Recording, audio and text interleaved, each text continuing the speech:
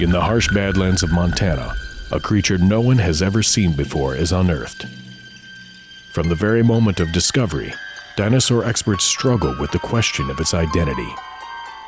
Looking for answers as to how this animal lived and died, they set out on a quest to solve an ancient puzzle. What is this animal? This is the Rosetta Stone of meat-eating dinosaurs. And there is no such a thing as a Rosetta Stone in science. This is an exploration full of intrigue and uncertainty. What seems obvious one moment isn't so the next.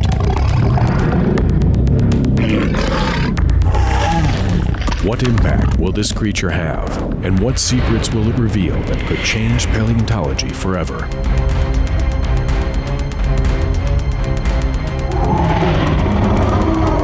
Follow the adventure of one of the most remarkable scientific finds of the last century. Follow us on the trail of the Mystery Dinosaur.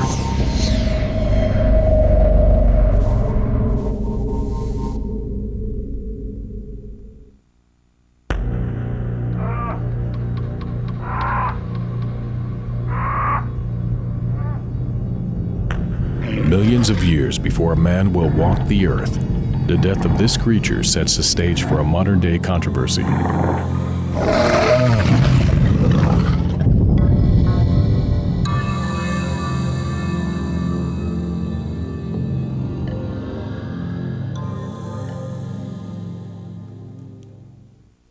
In the rugged, fossil-rich terrain of the Hell Creek Formation, a team of mostly amateur paleontologists who have never been in the field before are nearly out of time.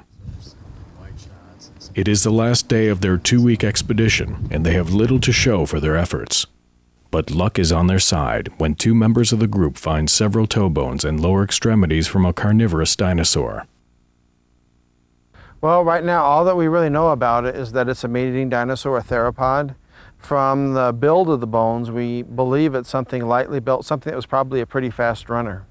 But we really don't know beyond that what kind of meat-eating dinosaur that we're dealing with. At first, the team believes they may have found a Tyrannosaurus rex, but the slightness of the bones baffles them.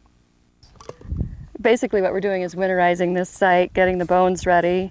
We're giving them a good thick coat of Vinac. Vinac is polyvinyl acetate crystals and an acetone mixture that preserves the bones. We'll cover them with foil, replace the overburden that we've removed, and come back in the spring and hope for the best. Because they've run out of time and it's late in the dig season, the team must weatherproof the bones and reluctantly leave them, anxious to return the following year. Working quickly and efficiently is of the essence as they prepare the site for the harsh Montana winter.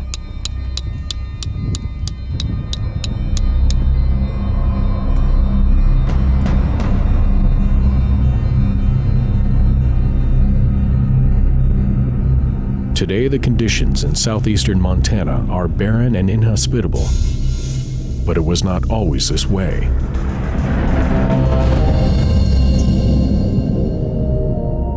In the late Cretaceous, Montana was a very lush, temperate tropical environment, much more like the Gulf Coast states we see now, Florida in particular.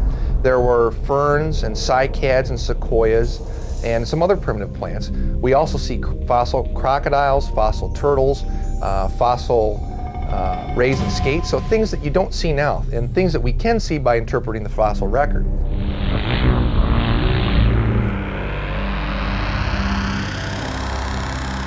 These lush settings were an ideal habitat for a myriad of animals, including dinosaurs.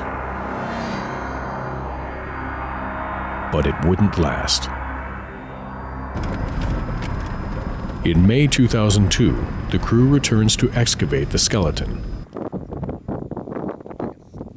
Paleontology has a rich history of amateurs finding important fossils, and this was no exception.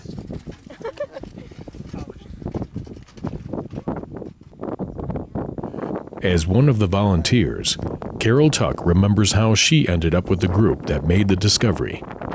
My husband decided we were going on the dig out to Montana, and I wasn't opposed to it, but it wasn't my kind of trip. I was a little leery about, what it was going to be like. It ended up being really a lot of fun, and it was an interesting group of people. The team includes an assortment of participants from varied backgrounds, each hoping to gain hands-on experience working in the field. These volunteers are equipped with curiosity and enthusiasm, though most with no expertise in science. Their goal is to find a significant fossil to take back to their museum. Little do they know, the odds are heavily stacked against them. So we returned to the dig site in the summer.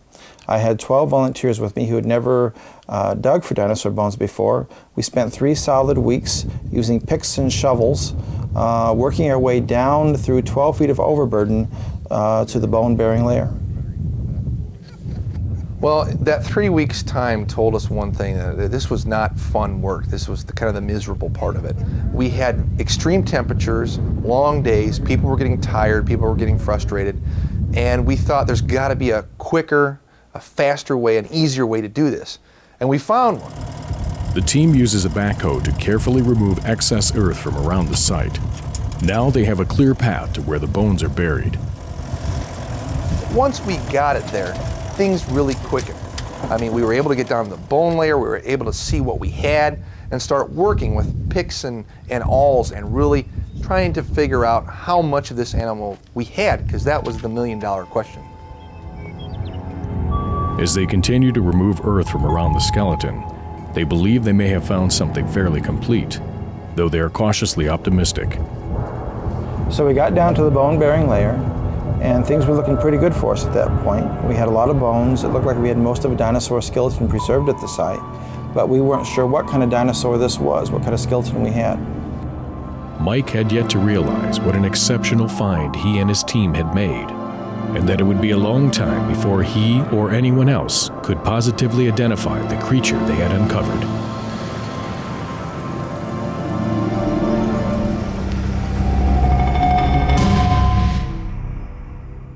Located in the Custer National Forest, the team's camp offers a vastly different environment and a complete change of scenery from where they are excavating. Affectionately referred to as Camp Needmore, it's located over an hour's drive from the remote dig site. It is here where the team examines and prepares some of the fossils in their makeshift field laboratory. As they work with the bones, more questions are raised about their unusual discovery. Something is very different about this animal. A brief respite from the long, dusty day lifts everyone's spirits. Hopes are high that when the team has unearthed a dinosaur, it will prove to be significant. Tomorrow begins the next stage of their journey.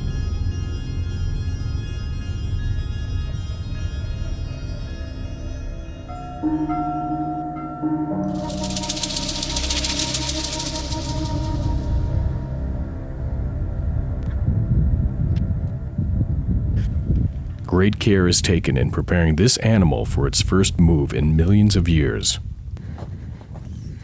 All right, we have about 8 meters this way, 2 meters out. All right, Helmut, if you can hand me the tape. Start walking outwards.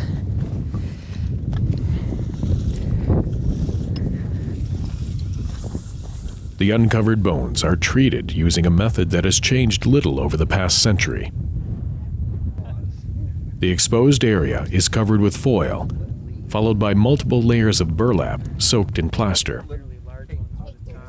This process forms a durable, protective cast.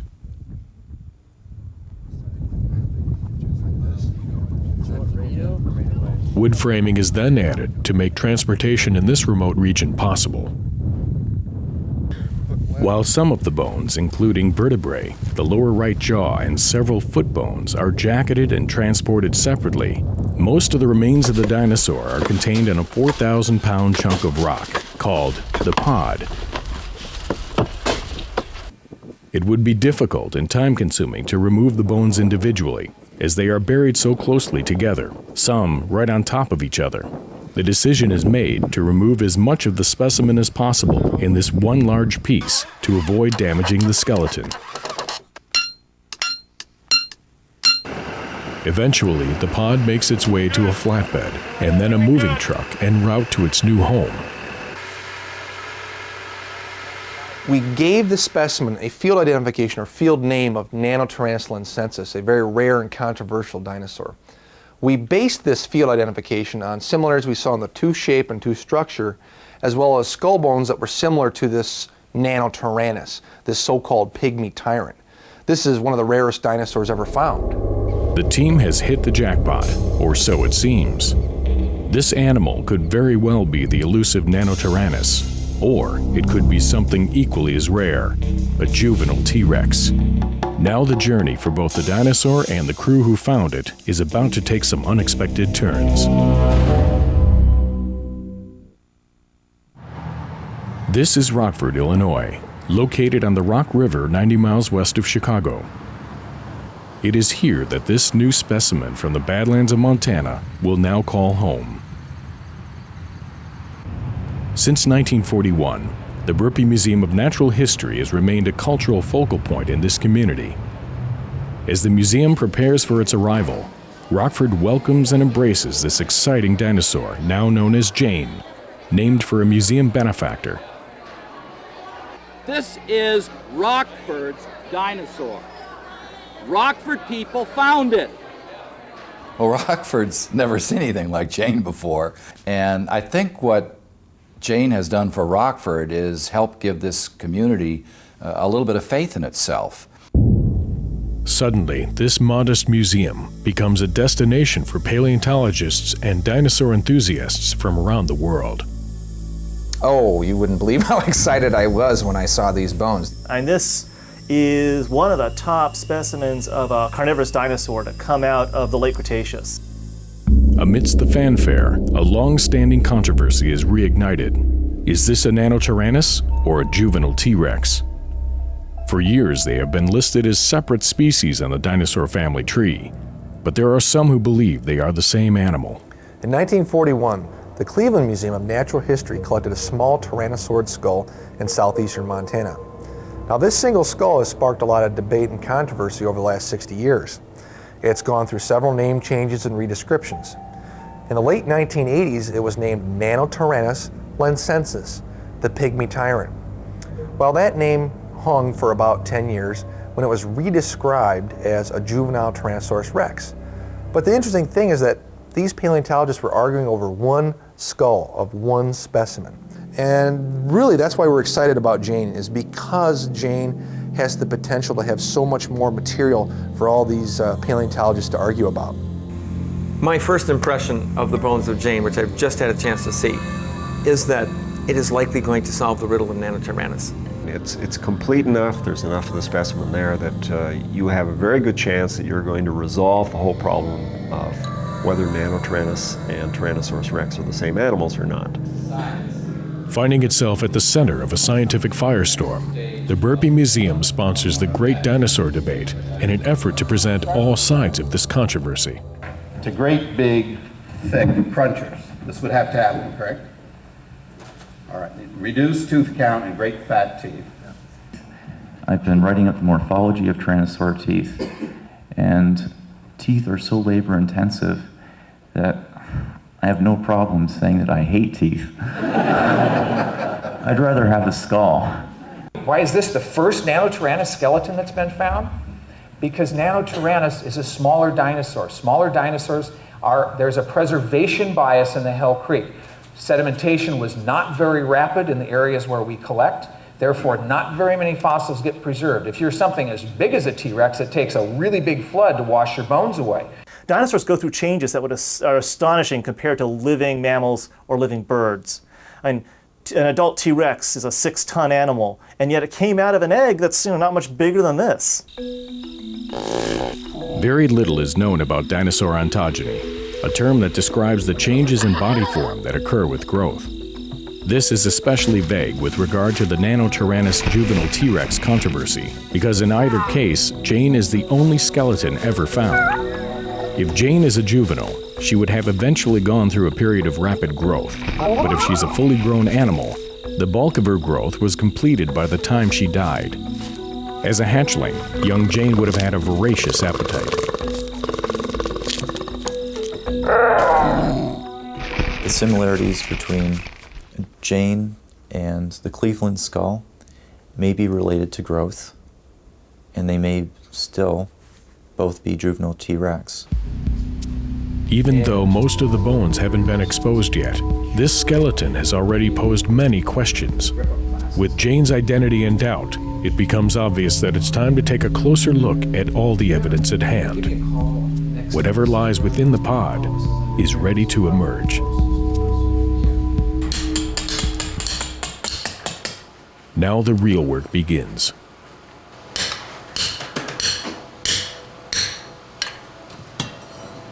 The plaster jacket is opened, and the team carefully sifts through the Montana sand and rock called matrix. It's trending down. I think we'll just be at the surface of it, looks like. Because I don't see any bone. Yeah, I don't see any bone there either. There you are. There it is. And it's not going up there. Yeah, it is, a little bit. The question remains, will the evidence within the pod reveal Jane's identity, and in doing so, solve one of the oldest mysteries in paleontology?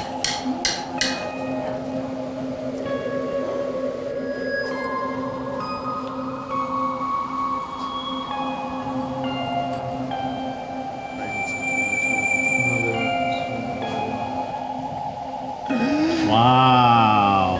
We hit bone. Houston, we have bone. How did you come in? Where we cut it off open, maybe?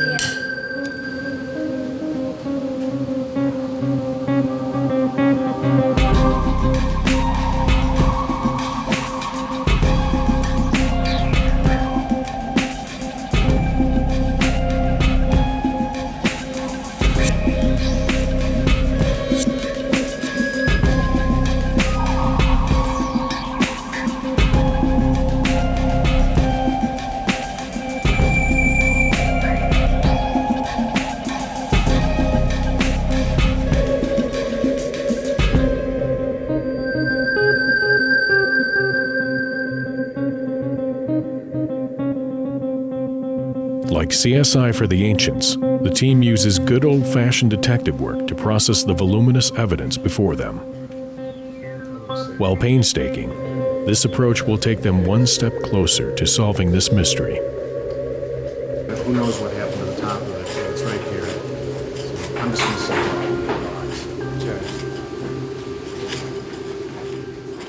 A webcam, or dinocam as it's called, gives outsiders the opportunity to witness this progress in real time as Jane is slowly revealed.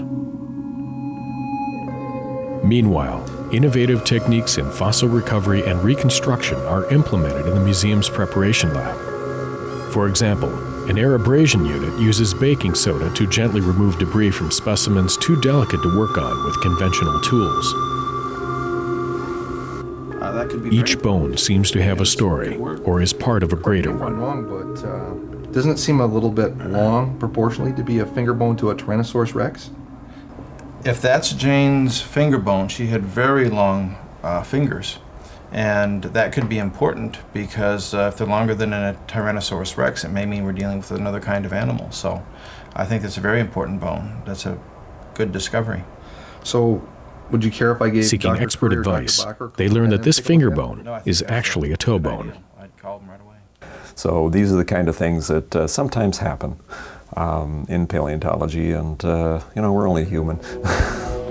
Because of the importance and rarity of Jane's skeleton, a special set of two-part molds are created.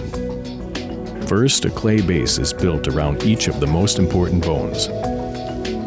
Silicone rubber is poured to make the mold. This liquid gets into every crack and crevice, and when set, becomes an exact replica. Hard plastic casts are then made. Burrs and edges are cleaned so that the reproduction can be handled and studied in place of the actual specimen. These will be sent to scientists all over the world.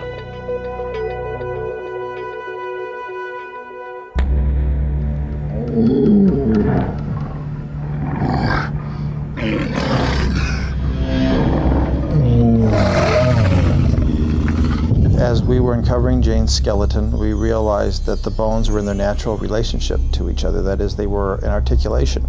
And what that implies is that Jane's body was buried relatively soon after she died. There wasn't a lot of time for scavengers to come in and tear her body apart. For Jane's body to be buried quickly, she would need to have died near a water source like a river or a stream. As rigor mortis set in, her ligaments tightened, pulling her body into what is called the classic dinosaur death pose. Head and tail curved toward each other.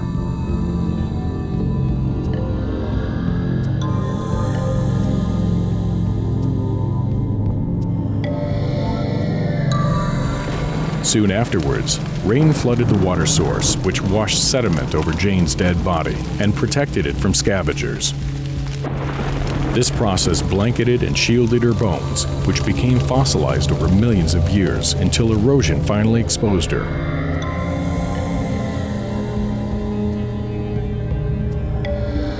Jane was preserved in the Hell Creek Formation, which is a good thing because we have some of the most superb preservation in any dinosaur fossil in Jane's bones. Over time, the team is finding that this dinosaur is one of the most intact tyrannosaurs ever found. With only minor bones missing from the ribs, tail, and lower extremities, she is nearly complete. One aspect of her identity, her gender, is something that science is unable to determine at this time, though theories exist. Back at the dig site, more information is being uncovered about this dinosaur and the environment in which she lived. What I'm doing here is I'm uncovering a plant layer that Jane was lying on when she died, and by identifying the leaves in this plant layer, we can tell how old the Jane site is. So between the pollen and the leaves, we can actually reconstruct the environment in which Jane lived.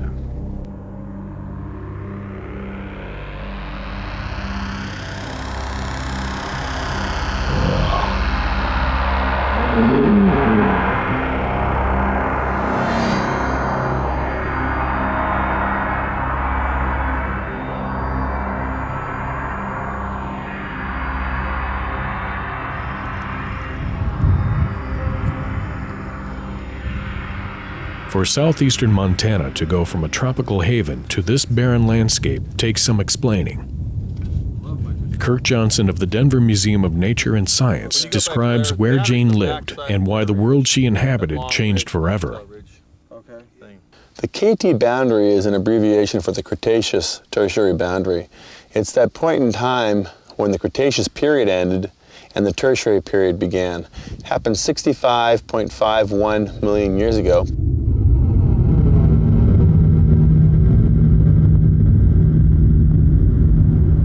But this was one of the most important events that's ever happened on planet Earth. It records a time when North America was struck by an asteroid that was probably about the size of Denver, Colorado, about 10 kilometers in diameter, moving at 20,000 miles an hour. Immensely large rock struck the Yucatan Peninsula of Mexico and made a crater that's 180 kilometers wide and deep enough to crack the Earth's crust. Profound event, one of the largest asteroid impacts ever recorded on the planet. And this event appeared to have a major effect on the world's plants and animals.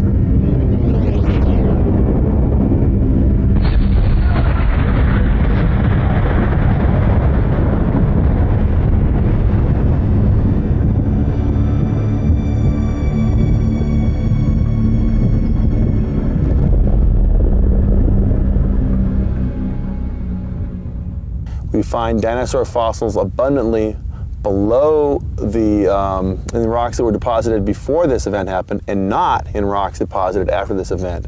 It's for that reason we propose the theory that dinosaurs were killed by events related to the asteroid impact. If we look closely at the KT boundary layer, we see evidence of microtectites, tiny glass beads that rained down on the planet after the asteroid impact.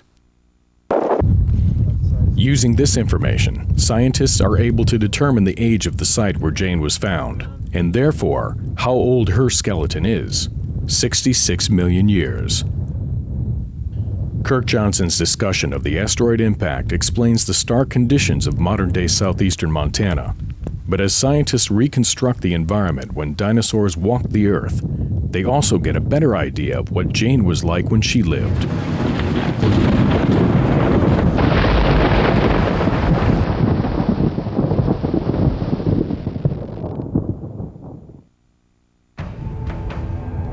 Uncovered in the Badlands of Montana, a nearly complete dinosaur skeleton named Jane continues to confound experts regarding her identity and place in prehistoric evolution.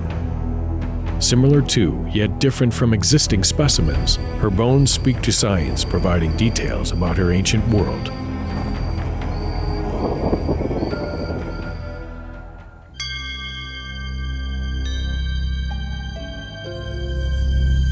Evidence suggests Jane was a ferocious predatory animal. In the rough and tumble world of the late Cretaceous, the nastier the creature, the greater its chances for survival. Peter Larson, founder of the Black Hills Institute, puts it best. This animal was fast. Unlike an ostrich, this animal also had big teeth. So this animal was something that if you saw it coming, you'd run away, and you wouldn't make it. It would catch you, and it would kill you, and it would eat you.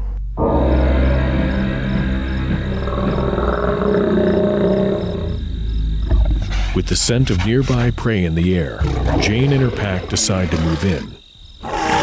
It's a world of eat or perish, and with numbers comes strength. In this case, it allows this group to ambush the unfortunate Triceratops.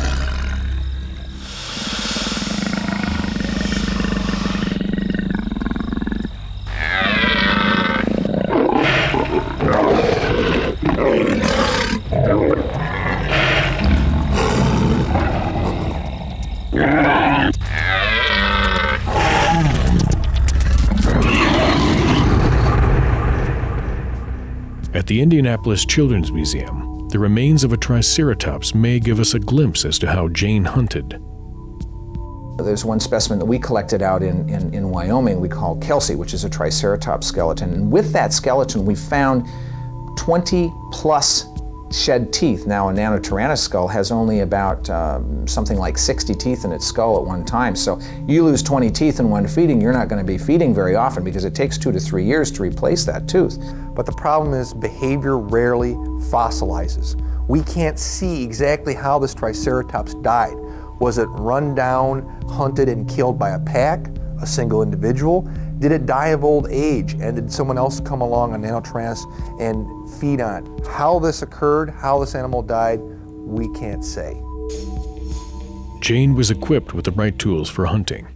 With forward-facing eyes, it's probable she had binocular vision and acute depth perception. In addition, features in her skull indicate she possessed a keen sense of smell. And of course, there's the teeth. This is going to cut, this is going to fillet you. If you're a dead dinosaur, Jane would come by and neatly, precisely cut meat off the bones. Whereas a T-Rex will come by and just smash the bones to bits. Whether or not Jane and her species hunted in packs, they were formidable killing machines.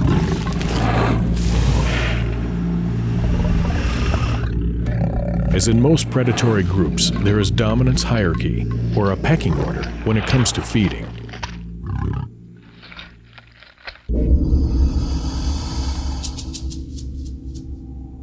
It appears as though the pack won't be able to finish what it started.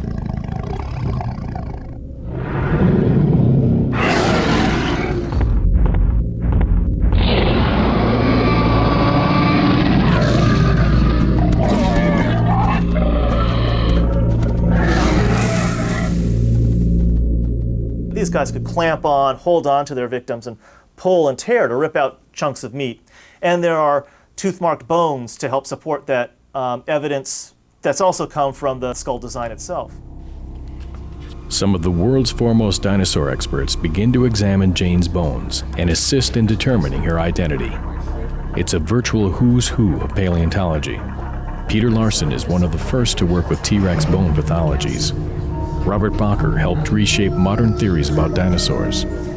Jack Horner is one of the best-known paleontologists in America. Paul Sereno has discovered dinosaurs on 5 continents. Tom Holtz and Pete Makovicki specialize in the evolution of theropod dinosaurs. Phil Currie is one of the world's most influential tyrannosaur experts. Thomas Carr is one of the most cautious skeptics of the Nanotyrannus theory. Rather than solidifying their opinion regarding Jane's identity, there's even more division among these experts. You guys at the Burpee Museum have the only good specimen ever found of Nanotyrannus. I think most people pretty much come to the conclusion that it was a juvenile Tyrannosaurus. So you might want to call this ultimately Tyrannosaurus lancensis. Well, at least we're all sure she's a dinosaur. If Jane's skeleton is that of a young T-Rex, she will be the only specimen in existence and will help answer questions regarding the growth and development of the Tyrannosaur family. But if she's something else, she will help to shed light on the still murky dinosaur hierarchy of the Cretaceous period. Mike and Scott try to pin down Jane's identity. And any other tyrannosaurid except the Cleveland skull. Namely, it's this large opening here, this foramen. And the only other place I've ever seen it is on this Cleveland skull here. You can see right there the hole is almost an identical spot. I know people have thought that might be some kind of a bite mark, but obviously Jane has it too.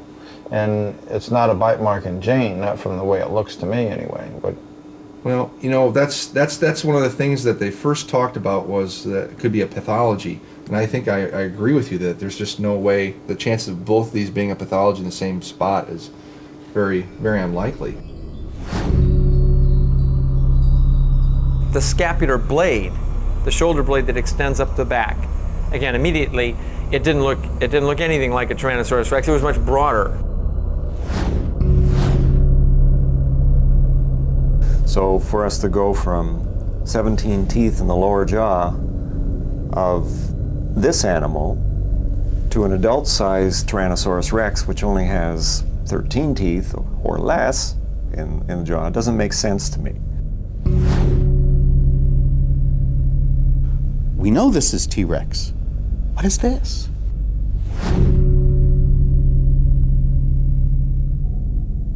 These characteristics seem to differentiate Jane from T-Rex, and these are the main features scientists will focus on while making their determination.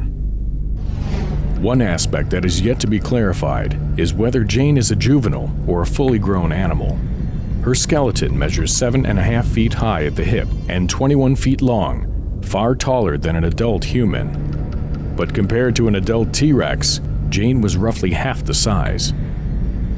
In Jane, we see some fusion in some of her bones, which initially would lead us to believe that she was an adult animal. But then as we started to prepare her more and look at more of these bones, we realized that there was a lot of bones that were not fused, which may indicate that she's a juvenile. when Nanotyrannus was first named, they said that that they CAT scanned it and it looked like it was all fused together. Well, it's all together, but it's not fused together.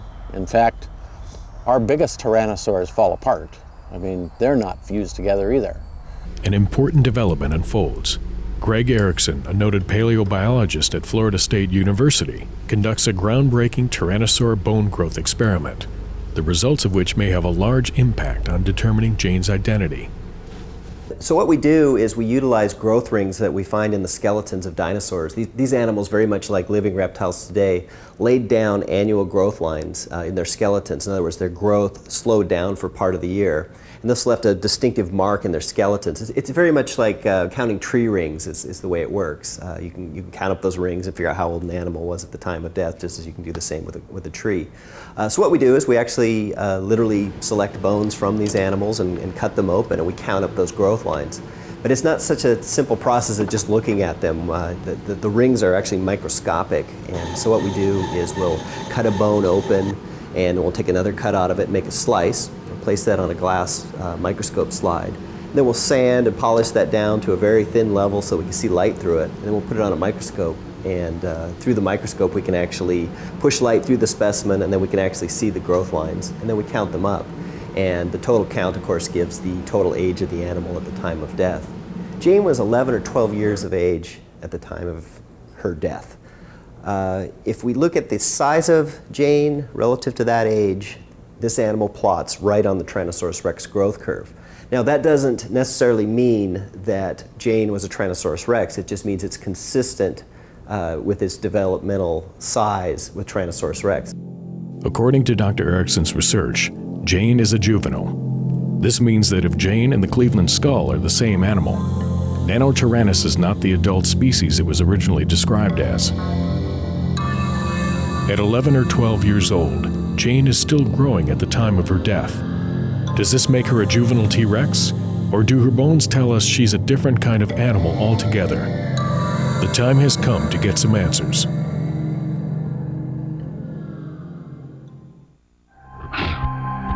Through research and data, the scientists have constructed a fairly good impression of how Jane lived. But if she was a juvenile, what caused her to die so young? Citing a formation on one of Jane's toe bones, there is speculation an injury occurred that seriously altered the course of her life. So we showed Jane's toe bone to a pathologist. He took a look at it, and based on the form of the injury, he thought we might be dealing with something called an osteochondroma. And one of the ways that would form is if a ligament or a tendon pulled away from the bone, taking a small bit of the surface with it, then you would have this weird lump grow in response to that. When that injury occurred, the tendon pulling away from the bone would have been very painful to Jane.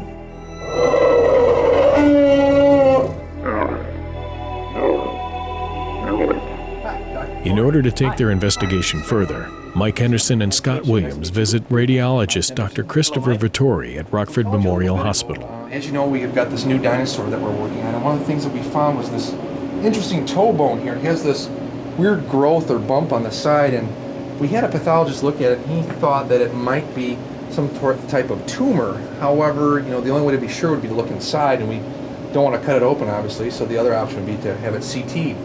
This certainly could be a bone tumor, especially based on its external characteristics.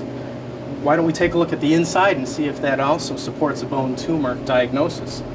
We use a CT scanner and take a look inside. We just put the bone on the table for the CT scanner, and it moves slowly into the hole in the center called the gantry. As it moves in, it will acquire images that are a very thin section. It will acquire over 100 images across the bone, and we'll be able to see the internal characteristics on each slice.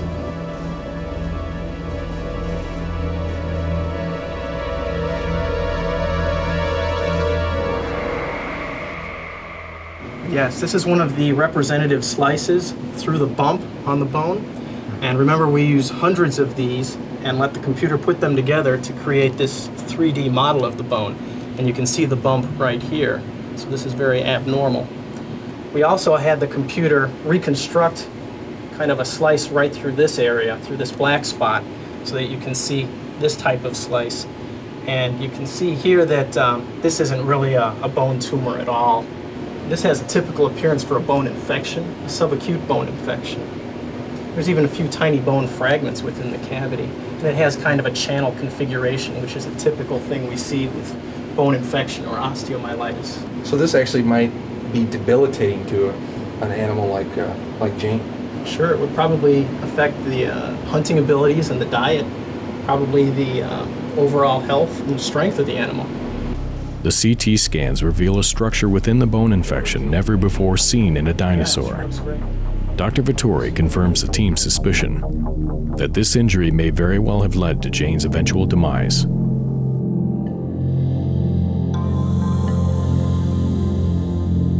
In February 2005, Jane's reconstructed skull is unveiled to the public at the Burpee Museum's annual PaleoFest. From this skull, a life-size bust of Jane is commissioned. Tyler Keeler applies a combination of science and art, as well as techniques he uses as preparator and paleoartist in Paul Sereno's lab at the University of Chicago.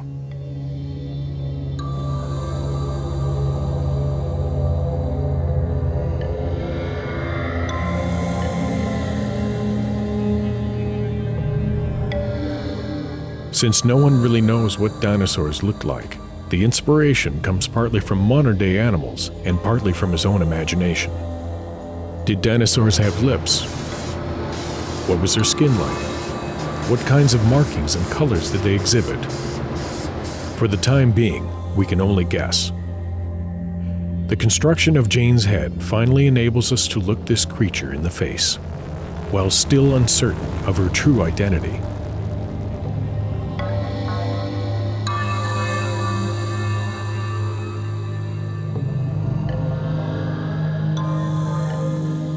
Well, when it comes to identifying what Jane and by default what the Cleveland skull really are, I don't envy Mike at all. And it's like a puzzle. I mean, you've got to put all these pieces into place. And you also have to stay true to scientific theory. Because ultimately what we're looking at is we're looking for the truth, and we're trying to come up with the best possible answer for this question: what is Jane? Through their research, and with the help of scientists from around the world, Mike Henderson and his team are able to eliminate certain characteristics from the list that once appeared unique to the specimen.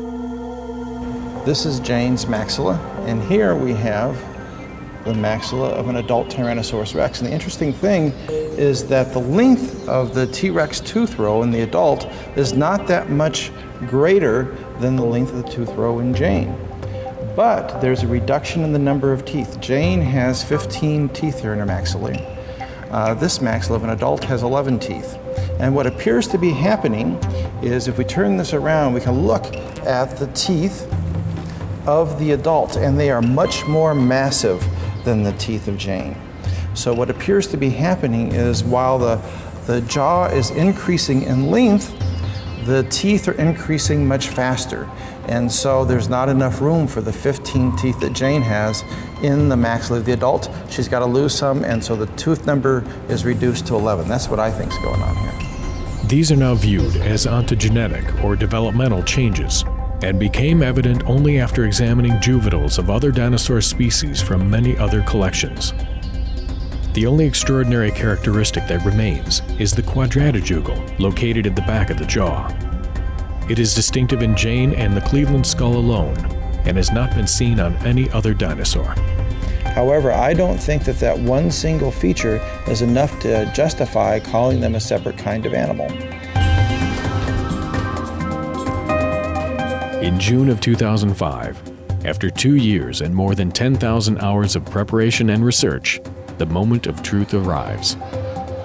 Jane's permanent exhibit, Diary of a Dinosaur, officially opens at the Burpee Museum, and Mike Henderson identifies Jane as a juvenile Tyrannosaurus rex. As expected, this declaration is not universally accepted. Even though everybody was sure when Jane was found that, okay, this is going to end the debate, it didn't. I think that, now we need a few more specimens before people are going to really understand what's going on with this dinosaur. I'm still convinced that Nanotyrannus is a valid genus, and in a way, I guess it's okay, because the longer that debate continues, the more we're going to learn about this really, really interesting fossil. The trail to the answer is going to be getting more complete specimens until we can really say that these collections of features that characterize Nanotyrannus or Tyrannosaurus rex simply are not accommodated in the life history of Tyrannosaurus rex. When that surfaces as the answer, we will have more than one large predator at the end of the Cretaceous. As the debate over this animal's identity continues, the Burpee Museum and Northern Illinois University host the world's first symposium dedicated solely to the family of tyrannosaurs. During the symposium, some new and important research is disclosed.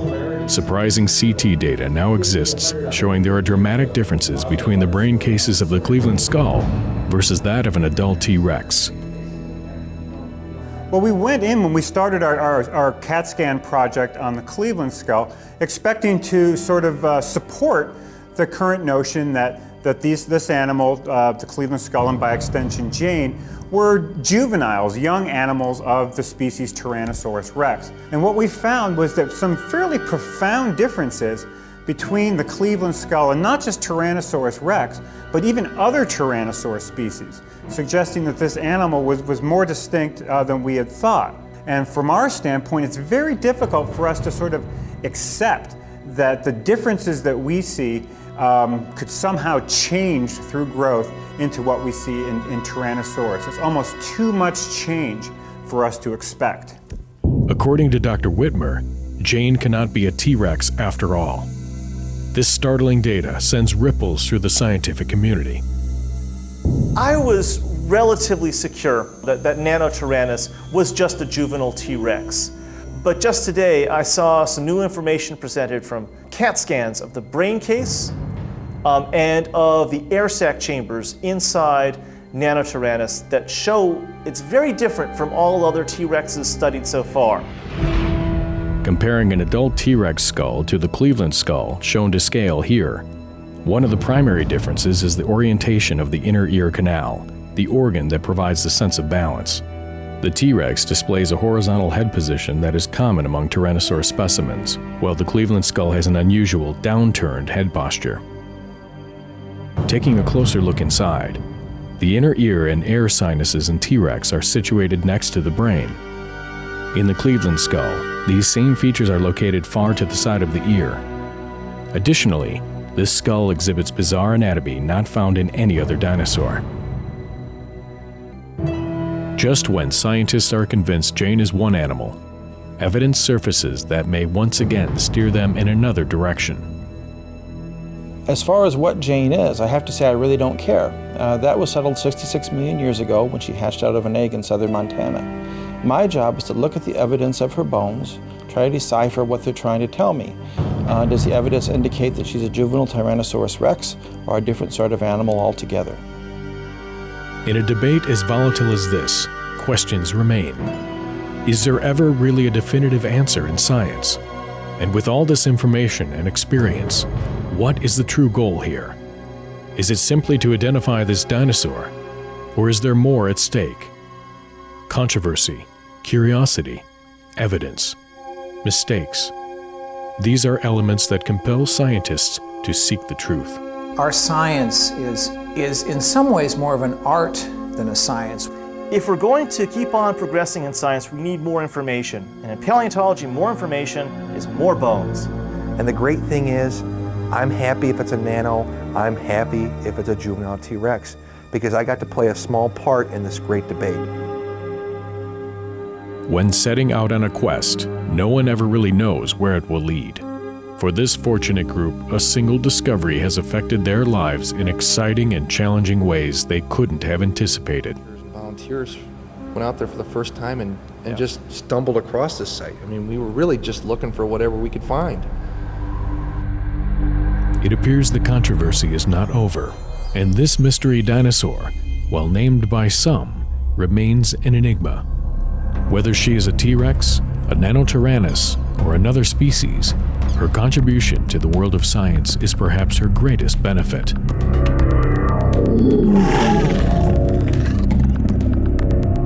Dormant for tens of millions of years, Jane's discovery has stirred up a torrent of ideas and opinions.